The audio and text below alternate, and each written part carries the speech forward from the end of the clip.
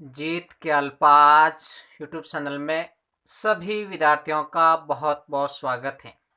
दैनिक online class के अंतर्गत आज हम कक्षा 10वीं विषय गणित के अंतर्गत इस बार जो बोर्ड का प्रश्न पत्र आएगा उसमें कुछ बदलाव किया है।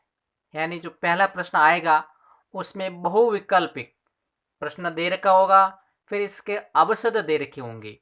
उसमें से अपन को देखना है कि अपन का कौन सा उत्तर सही है। प्रश्न को सरल करेंगे फिर अपन उसका पता लगा पाएंगे। तो पहला जो प्रश्न आएगा जिसमें 10 प्रश्न दे रखे होंगे अवशद के, वो किस प्रकार आएंगे। आज हम एक अध्याय लिया है बहुपद, यानी बहुपद के प्रश्न किस प्रकार के आएंगे पेपर में, उसको अपन करने का प्रयास करते हैं। बहुविकल्पिक जिसमें अवशद दे रखे होंगे।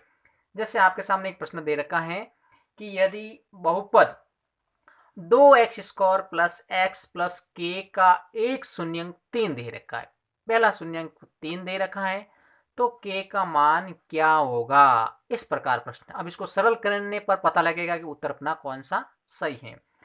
तो अपने पास एक शून्यंक है वो 3 है। तो शून्यंक पहला अपन ने मान लिया 3 अल्फा।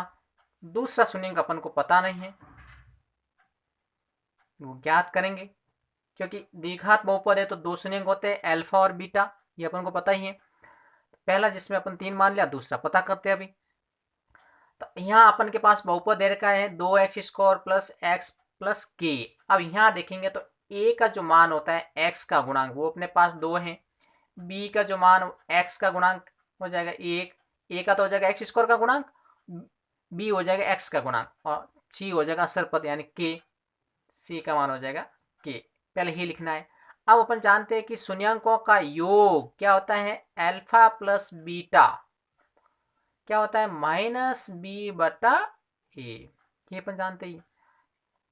अल्फा का मान क्या दे रखा है 3, इसमें बीटा का मान अपन को दे नहीं रखा है,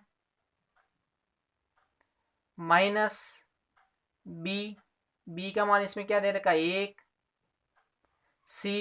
सी का मान इसमें बी का मान -1, ए का मान 2 है, -1/2। अब क्या करेंगे 3 को पक्षांतर कर लेंगे तो हो जाएगा b बराबर -1/2 -3। इसका लसअप लेके अपन करेंगे अगर तो लसअप आ जाएगा 2 का भाग एक बार, 1 से गुणा करेंगे तो -1, 1 का भाग 2 बार, 1 का भाग 2 बार, ऐसे करेंगे 3 से, 3 दूनी 6, -7/2, ये हो जाएगा बीटा -7/2। अब अपन जानते हैं दूसरे जो शर्त इसकी होती है शून्यंकों का गुणनफल c/a।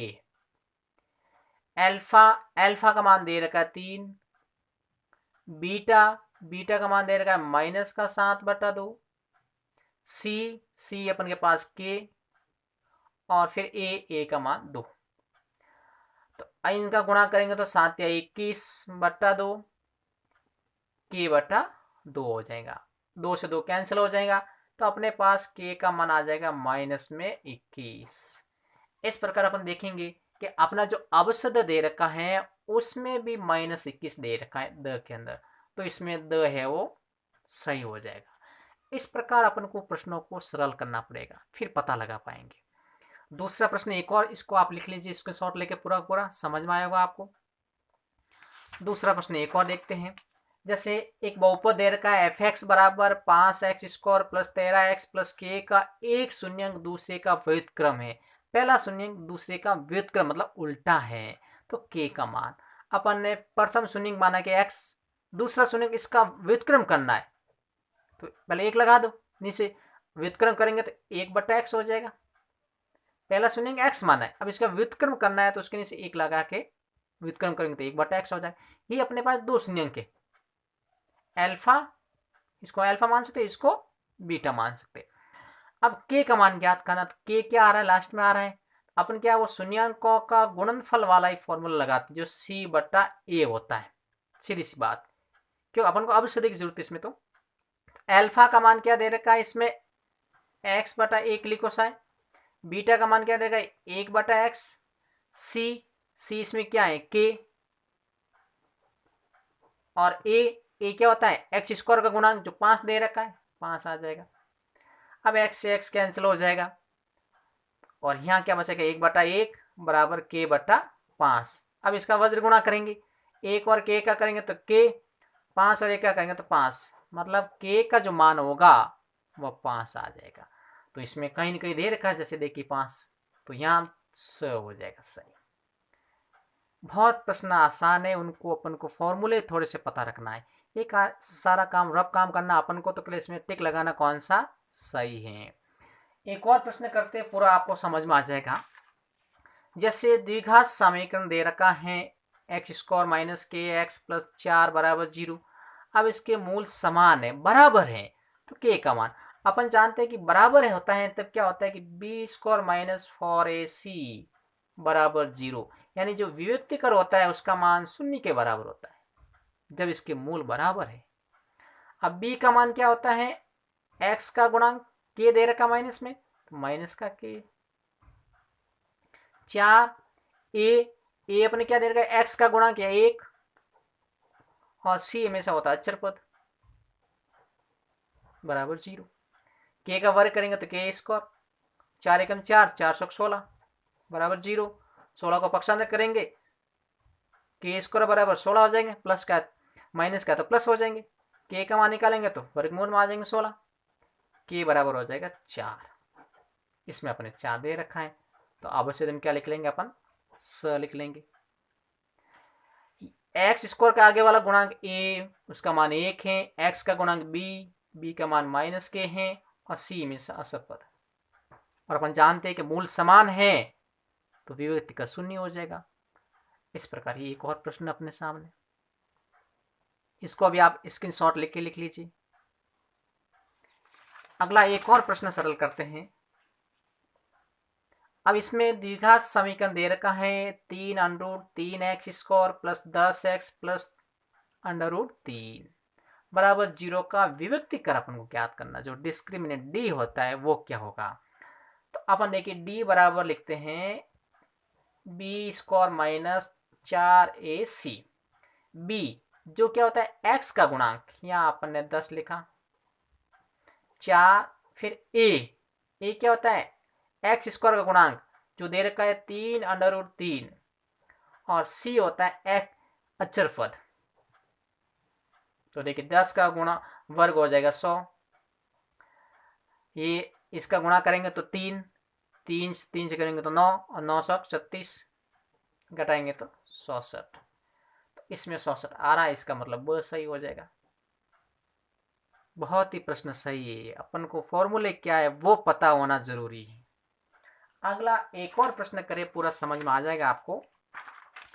जैसे अल्फा बीटा बहुपद के शून्यांक है, अल्फा और बीटा बहुपद के शून्यांक हैं, क्योंकि द्विघात बहुपद हैं तो 2 शून्यांक तो हो गई।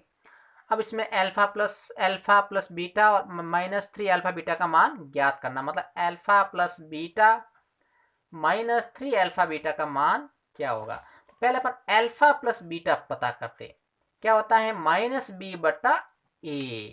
अल्फा प्लस बीटा अपन चाहते हैं शून्यांकों का योगफल, b क्या होता है x का गुणांक जो माइनस में दे रखा है -5, और फिर a x का गुणांक, इसके आगे तो 1 ही, तो देखिए माइनस माइनस प्लस, 1 का भाग देंगे तो 5 आ जाएगा, मतलब अल्फा प्लस बीटा का जो मान आया है अपने पास 5 आ जाएगा। दूसरे अल्फा बीटा क्या होता है शून्यांकों का गुणनफल, अपन जानते हैं अल्फा बीटा बराबर c/a, और अल्फा बीटा c क्या होता है संख्यावाचक जो पद 6 दे रखे हैं, और a 1 है, मतलब 6/1 अल्फा बीटा का मान हो जाएगा 6। अब इसमें रखना, देखिए अल्फा प्लस बीटा जो पहले आ रहा है अपने पास 5 आ रहा है, यहाँ 5 लिख लेंगे, 3 इंटू अल्फा बीटा का मान 6, 6 3 18, 6 3 18 हो जाएगा, इसमें से घटाएंगे तो माइनस में 13 हो जाएगा, जो अपने पास ब आ रहा है ये सही हो जाएगा ब। इस प्रकार अपन प्रश्न हल करेंगे तो समझ में आएगा। फॉर्मूले अपन को पता होना चाहिए, करने का तरीका अपन को पता होना चाहिए।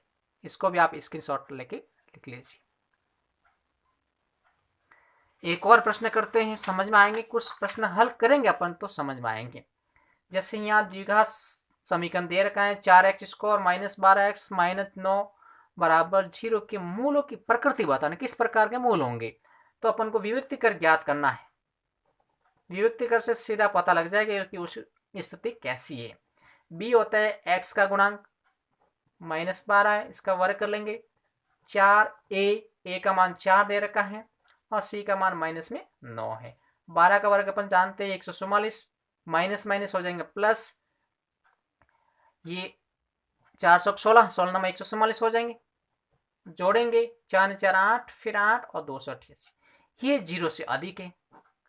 जब इस प्रकार d का जो मान 0 से अधिक आता है तब मूल वास्तविक एवं भिन्न भिन्न होंगे। अपन को मूलों की प्रकृति के जो नियम है वो याद रखना चाहिए। इस प्रकार इस बहुपद जो टॉपिक दे रखा है, इसमें ये जो मैंने प्रश्न बताए हैं, 6 प्रश्न बताए हैं, इनको आप अभ्यास कीजिए। इस प्रकार के प्रश्न हैं जो बहुविकल्पिक पूछे जाएंगे। इस तरीके से आज अभ्यास करिए और इन प्रश्नों का लिखने का प्रयास करिए। एक बार पुनः इनको देखिए, आप इनका स्क्रीनशॉट लेके लिख लीजिए। इस प्रश्न को भी लिख लीजिए पूरा, अगर आपने पहले नहीं लिखा है तो। ये विभक्तिकर वाला है, इन सबको आप स्क्रीनशॉट लेके लिख सकते हैं ताकि लिखने में कोई असुविधा नहीं होगी। जिसमें k का मान है, इस प्रकार के प्रश्न आएंगे, आप अभ्यास करेंगे तो समझ में आएंगे।